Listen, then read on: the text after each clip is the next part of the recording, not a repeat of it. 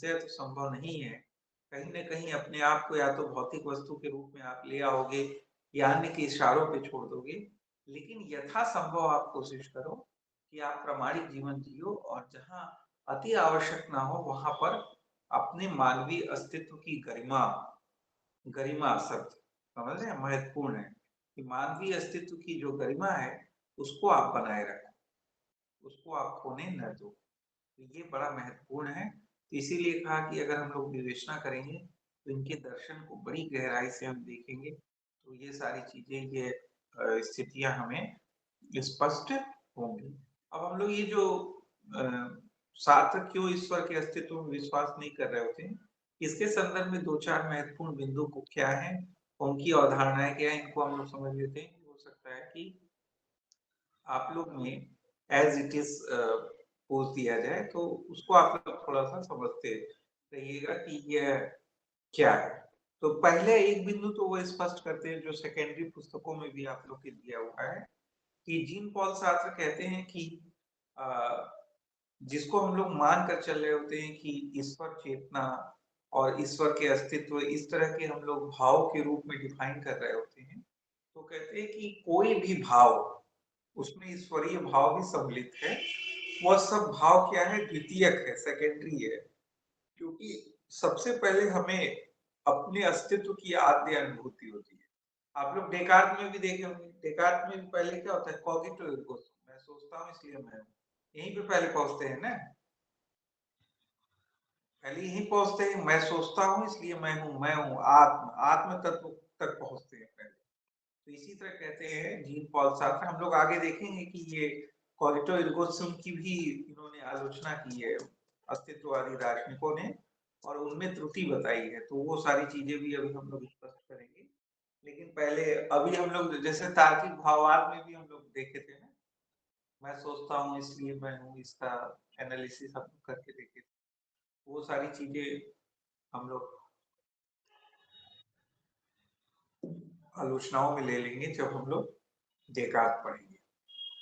तो इसी तरह वो कह रहे होते हैं जीन पॉल सार्त्र कि जो ईश्वरीय अस्तित्व है, ईश्वरीय भाव है, कोई भी भाव हो, पहला सबसे प्राथमिक जो भाव होता है, वह हमें अपने अस्तित्व का जो भाव होता है, अस्तित्व की जो चेतना होती है, वह भाव प्राथमिक होता है और इसी भाव के अनुरूप अन्य सभी भावों को रचा जाता है, उसको बनाया जाता है और इसमें ईश्वरीय भाव भी है। ठीक है? यानी व्यक्ति को जो है ईश्वर का जो विचार है या ईश्वर का जो भाव है, इस विचार के पहले, बहुत पहले आत्म अस्तित्व की चेतना हो जाती है और इसी आत्म अस्तित्व की चेतना के अनुरूप अन्य भावों को क्या किया जाता है? बनाया जाता है, उसको पल्लवित किया जाता है और इसमें ईश्वरीय भाव भी सम्मिलित है। वह भी इसी के अनुरूप ही सचित होता है। लेकिन ईश्वरवादी कभी भी इस चीज को स्वीकार नहीं करते, क्योंकि ईश्वरवादियों के लिए जो ईश्वरीय भाव है वह प्राथमिक है। तो इस अर्थ में वो ईश्वरीय भाव को निगेट कर रहे होते हैं कि क्योंकि ये प्राथमिक है ही नहीं है। वो कहते हैं प्राथमिक क्या है कि अपने आद्य अनुभूति, जो मानवीय अस्तित्व की जो आद्य अनुभूति है, हमें अपने अस्तित्व की जो आद्य अनुभूति होती है, वही हमारे लिए प्राथमिक है और सब कुछ जिसमें ईश्वरीय भाव भी सम्मिलित है, हम इसी अमानवीय अस्तित्व की आद्य अनुभूति के अनुरूप हम अपने आप को रचते हैं, गढ़ते हैं। ठीक है? तो ये सारी चीजों को हम लोग समझने की कोशिश करेंगे। तो ये सारी चीजें हम लोग इन अवधारणाओं को स्पष्ट किया गया है। तो इसलिए चूंकि ये प्राथमिक नहीं है, इस आधार पर वह शास्त्र इसको निगेट करते हैं। ये तो ईश्वरीय मानवीय अस्तित्व के भाव के अनुरूप ही इसे सर्जित किया जाता है, जिस प्रकार अन्य भाव सर्जित किए जाते हैं। तो जो ईश्वरवादी दार्शनिक ईश्वरीय भाव को प्राथमिक मानकर चल रहे होते हैं, उनका यह विचार ठीक नहीं है। दूसरा बिंदु जो स्पष्ट करते हैं ईश्वर के अस्तित्व को अस्वीकार करने के पीछे, वह कहते हैं कि हम ईश्वरीय भाव तक पहुंचने की प्रक्रिया का यदि विश्लेषण करें, तो हम स्पष्ट रूप से पाते हैं कि यहाँ पर समस्याएं, अनेक प्रकार की समस्याएं हमारे समक्ष आती हैं। जैसे कहते हैं कि अगर हम विश्लेषण करें कि हम ईश्वरीय भाव तक पहुँचते कहते हैं कैसे हैं? किस प्रोसेस से हम ईश्वरीय भाव तक पहुँचते हैं? तो वो कहते हैं कि सामान्य तौर पे हम यह देख रहे होते हैं कि हमें अन्य की सत्ता का भी बोध हो रहा होता है। जैसे हम मानवीय अस्तित्व हैं और हमें अन्य अस्तित्व का भी बोध हो रहा है सामान्य तौर पे। हम देख रहे होते हैं अन्य अस्तित्व को भी हम देख रहे होते हैं। तो वह विश्लेषण करके बताते हैं कि हम क्या करते हैं ना कि इस सामान्य प्रक्रिया से हटकर पीछे जाने की कोशिश करते हैं। और हम ये सोचने लगते हैं, हम ये विचारने लगते हैं कि कोई ऐसी भी चेतना है या कोई ऐसा भी अस्तित्व है जो हम सबको तो देख रहा है लेकिन हम उसे नहीं देख पा रहे। इस तरह के विचार को गढ़ने की कोशिश करते हैं। जैसे हमें अपने अस्तित्व की चेतना है, हमें अन्य की अस्तित्व की चेतना है, अन्य को भी मेरे अस्तित्व की चेतना है। तो यह तो एक सामान्य विचार हो गया। लेकिन हम क्या करते हैं कि इसके पीछे परे जाने की कोशिश करने लगते हैं और यह विचारने लगते हैं कि कोई ऐसी चेतना, कोई ऐसा अस्तित्व भी है जिसे हम सबके अस्तित्व की चेतना तो है, लेकिन हम हमारे लिए वह विषय नहीं बनता। हम उसका अस्तित्व जो है हमारे लिए हमारी चेतना का विषय नहीं बनता। ऐसे भी एक अस्तित्व की ओर जाने की कोशिश करने लगते हैं। तो वो कहते हैं कि जब हम ऐसा प्रयास करते हैं, तो यह प्रयास जो है हमें क्या बना देता है? काल्पनिक उड़ान में ले जाता है, काल्पनिक बना देता है। क्योंकि इस तरह के अस्तित्व का संदर्भ ही हमें काल्पनिक प्रतीत होता है, क्योंकि सामान्य तौर पे तो हमें अपने अस्तित्व की चेतना होती है, अन्य के अस्तित्व की चेतना होती है, इसी प्रकार अन्य को हमारे अस्तित्व की चेतना होती है। लेकिन जब हम इससे परे जाने की कोशिश करते हैं और हम सोचते हैं कि कोई ऐसा अस्तित्व है, जिसे हम सबके अस्तित्व की चेतना तो है, लेकिन हम सबको उसके अस्तित्व की चेतना नहीं हो पाती या हम उसे अपने अस्तित्व की चेतना का विषय नहीं बना पाते, तो यह विचार क्या हो जाता है? काल्पनिक हो जाता है, इमेजिनरी हो जाता है। तो यह काल्पनिक विचार पे आधारित ईश्वरीय चेतना का संदर्भ है, इसलिए हम इसे स्वीकार नहीं कर सकते। एक बिंदु तो उन्होंने यह स्पष्ट किया है, जो आप लोग के पुस्तकों में भी दिया है, कि इसी दृष्टिकोण से हम जो है ईश्वर अस्तित्व तक पहुँचने का प्रयास करते हैं। लेकिन इस प्रयास में हम जो है यथार्थता से हट जाते हैं, काल्पनिकता की ओर चले जाते हैं। ठीक है? यहीं पर एक डिफरेंस दिया है आप लोग की पुस्तक में, जो आप लोग को हम अंडरलाइन कर दे रहे हैं और आप लोग पुस्तकों में जाकर देख लीजिएगा। उन्होंने 2 प्रकार के दृष्टि में अंतर किया है और हो सकता है कि आप लोग के एग्ज़ाम में वो पूछ दे कभी, अभी तक तो शायद नहीं पूछा है, लेकिन भविष्य में वो पूछ दे और इसी संदर्भ में उन्होंने ये डिफरेंस किया है जो अभी अवधारणा बताई गई कि किस प्रकार ईश्वरीय अस्तित्व तक पहुँचने के संदर्भ में हम क्या हो जाते हैं यथार्थता से हट जाते हैं, काल्पनिक हो जाते हैं और कल्पना करने लगते हैं कि एक ऐसा अस्तित्व है, जिसे हम सभी के अस्तित्व की चेतना है, लेकिन वह हमारे अस्तित्व की चेतना का विषय नहीं बना। इस प्रकार का एक काल्पनिक विचार प्रस्तुत करने लगते हैं। इसी संदर्भ में एक डिफरेंस वो कहते करते हैं, जिस डिफरेंस को कहते हैं कि मैं विषयी और विषयभूत मुझे, यानी वी सब्जेक्ट और अस ऑब्जेक्ट का भेद करते हैं। ये आप लोग ध्यान में रखिएगा कि मैं विषयी और विषयभूत मुझे, अस ऑब्जेक्ट का भेद करते हैं। मैं विषयी वी सब्जेक्ट, मैं विषय मतलब मुझे अपने आत्म अस्तित्व की चेतना है और विषयभूत मुझे अस ऑब्जेक्ट यानी मेरा अस्तित्व क्या है, दूसरे के अस्तित्व की चेतना का विषय बन रहा है। ठीक है? तो यह जो भेद होता है, इस भेद से परे हम जाने लगते हैं और परे जाकर मानवीय अस्तित्व की ईश्वरीय अस्तित्व की चेतना की कल्पना करने लगते हैं और वहां हम यथार्थता से हट जाते हैं। तो ये जो डिफरेंस है वो आप लोग नोट कर लीजिएगा, पेन कलम होगा कि मैं विषयी यानी वी सब्जेक्ट तथा विषयभूत मुझे अस ऑब्जेक्ट में भेद करते हैं इसी दृष्टि से और कहते हैं कि अपनी दृष्टि में तो मैं हूं यानी मैं विषयी वी सब्जेक्ट, लेकिन अन्य की दृष्टि में मैं नहीं हूं बल्कि मुझे हूं, अस हूं, जिसे वो कहते हैं विषयभूत मुझे, अस ऑब्जेक्ट। लेकिन जब हम ईश्वरीय अस्तित्व पर विचार करते हैं तो वह इसमें नहीं आता, न मैं विषयी में आता है, न विषय भूत मुझे में आता है, बल्कि वह एक काल्पनिक उड़ान उड़ते हैं हम, यथार्थता से परे जाते हैं और सोचने लगते हैं कि एक ऐसा अस्तित्व है जिसे हम सबके अस्तित्व की चेतना है, लेकिन वह कभी भी विषयभूत मुझे अस ऑब्जेक्ट नहीं बनता। ठीक है, आप लोग समझ गए होंगे, नहीं समझे होंगे तो समझ जाएंगे धीरे धीरे।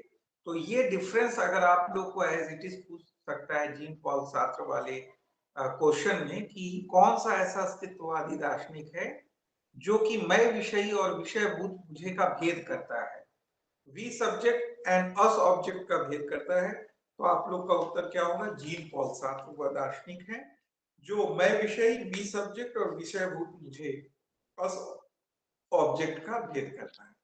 ठीक है, तो ये आप लोग समझ गए?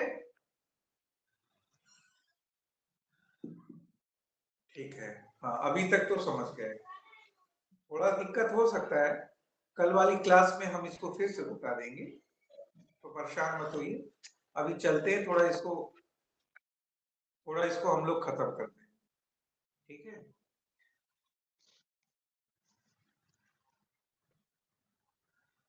कुछ और बिंदुओं को हम लोग स्पष्ट कर दे रहे हैं।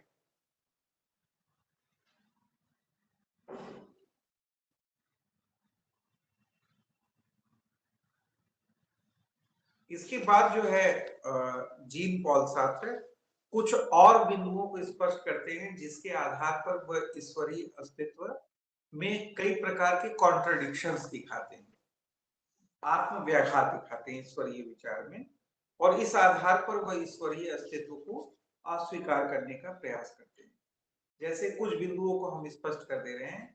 पहला तो एक ये दिखाते हैं, सामान्य तौर पे एक बात ये कह रहे होते हैं, जैसा हम लोग ने एक बार डिस्कस किया था सोरेन किरकेगार्ड में ही, कि हम लोग एक दर्शन पढ़ेंगे जो एमए फोर्थ सेमेस्टर में एक सब्जेक्ट के रूप में भी है ऑप्शनल, फेनोमेनोलॉजी। ठीक है, फेनोमेनोलॉजी में जो हुसरल है वह ब्रेंटानो की चेतना के विषयापेक्षी सिद्धांत से प्रभावित समझिएगा फिर से, जो हुसरल हैं, एडमंड हुसरल, फेनोमेनोलॉजी को जिन्होंने प्रस्तुत किया था, वह एक दार्शनिक थे ब्रेंटानो ब्रेंटानो उन ब्रेंटानो की चेतना की विषयापेक्षी सिद्धांत से प्रभावित है। विषयापेक्षी सिद्धांत होता है मतलब कि जो चेतना कॉन्सियसनेस होती है उसे जो है विषय की अपेक्षा होती है। ठीक है, वो विषय ओरिएंटेड होती है, कोई ना कोई सब्जेक्ट उसको चाहिए, शून्यता की चेतना नहीं हो सकती। चेतना सदैव क्या होती है? विषय की अपेक्षा होती है, और इस चेतना की विषयापेक्षता में ही, यानी यह जो विषय उन्मुखता है, विषय के प्रति उन्मुख होने का जो यह प्रवृत्ति है चेतना की, इसी में हमें आद्य रूप से प्रदत्त भाव को पकड़ना होता है हुसरल की फेनोमेनोलॉजी में। तो ये जो फेनोमेनोलॉजी का विचार है, इससे सभी अस्तित्ववादी दार्शनिक प्रभावित हैं, ये आप लोग याद रखिएगा कि ये जो चेतना का विषयापेक्षी सिद्धांत है, विषय के प्रति उन्मुखता है, इनसे सभी अस्तित्ववादी दार्शनिक प्रभावित हैं। सभी अस्तित्ववादी दार्शनिक इस स्वरूप में चेतना को स्वीकार कर रहे होते हैं। तो सामान्य तौर पे जब हम ईश्वरीय विचार पर विचार करते हैं तो हम देखते हैं कि ईश्वरीय विचार का संदर्भ इस प्रकार बनता है कि आरंभिक रूप से एक ऐसी चेतना को स्वीकार किया जाता है जिस जिसके के लिए कोई विषय की अपेक्षा नहीं होती, क्योंकि ईश्वर जो है, सामान्य तौर पर ईश्वर को सृष्टि कारक माना जाता है, तो ईश्वर ने यह सृष्टि की, तो आरंभिक रूप से तो उसकी चेतना का कोई विषय हुआ नहीं, तो इनके लिए यह संबंध एक कॉन्ट्रडिक्टरी संदर्भ बनता है, क्योंकि वो कहते हैं कि नहीं, ऐसी कोई चेतना नहीं हो सकती जिसे कोई विषय की अपेक्षा ना हो और जो विषय उन्मुख ना हो और विषय शून्य हो।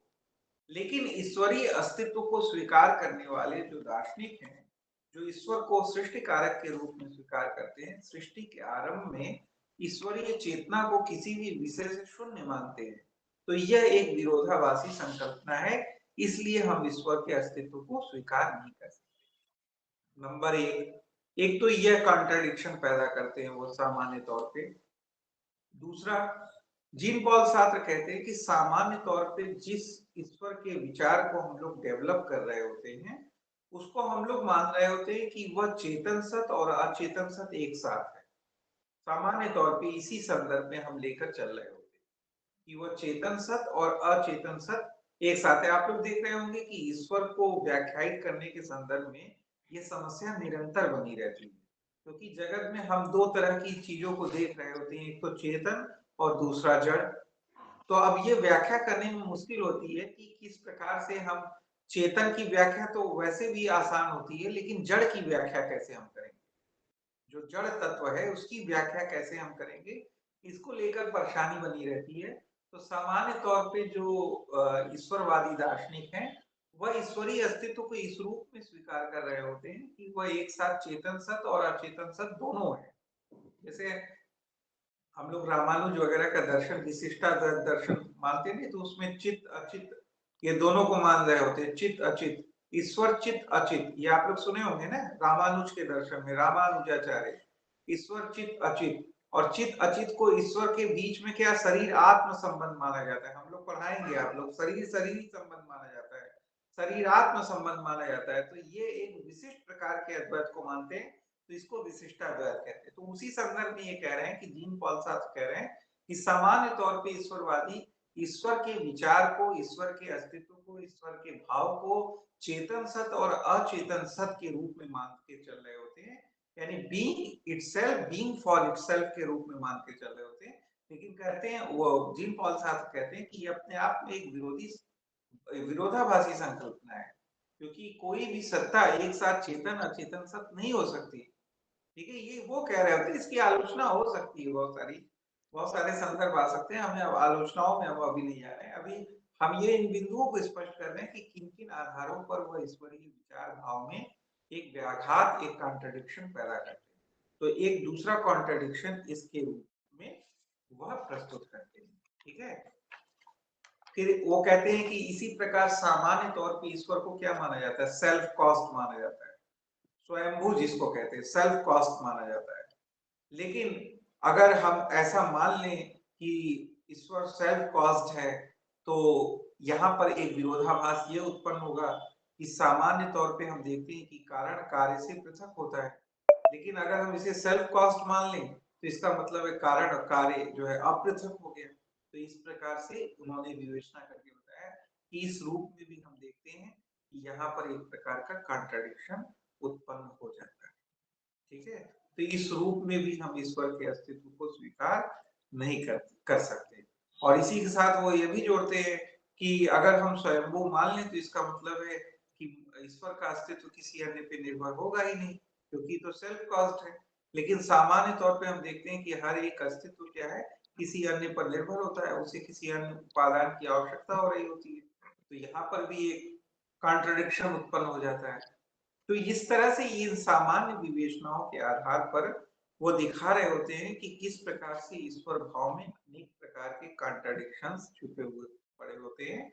इसी प्रकार से एक सामान्य और जो बिंदु वो स्पष्ट करते हैं, उस पर हम प्रकाश डालकर आगे बढ़ेंगे। एक दो बिंदु और बचे हैं, सिर्फ उस पर प्रकाश डाल के आगे बढ़ेंगे कि वो सामान्य तौर पे कहते हैं कि अगर हम ईश्वर अस्तित्व को स्वीकार भी कर लें, तो जगत की संपूर्णता के साथ उसके संबंध को हम व्याख्यायित नहीं कर पाएंगे। आप लोग जान रहे होंगे कि ईश्वरवादियों के लिए यह समस्या निरंतर बनी रहती है कि जगत के साथ उसके संबंध की व्याख्या किस प्रकार की जाए। और ईश्वर के जगत के संबंध के संदर्भ में अनेक प्रकार के सिद्धांत आप लोग जानते होंगे, जिसमें ईश्वरवाद आता है, अंतरा ईश्वरवाद आता है, सर्वेश्वरवाद आता है।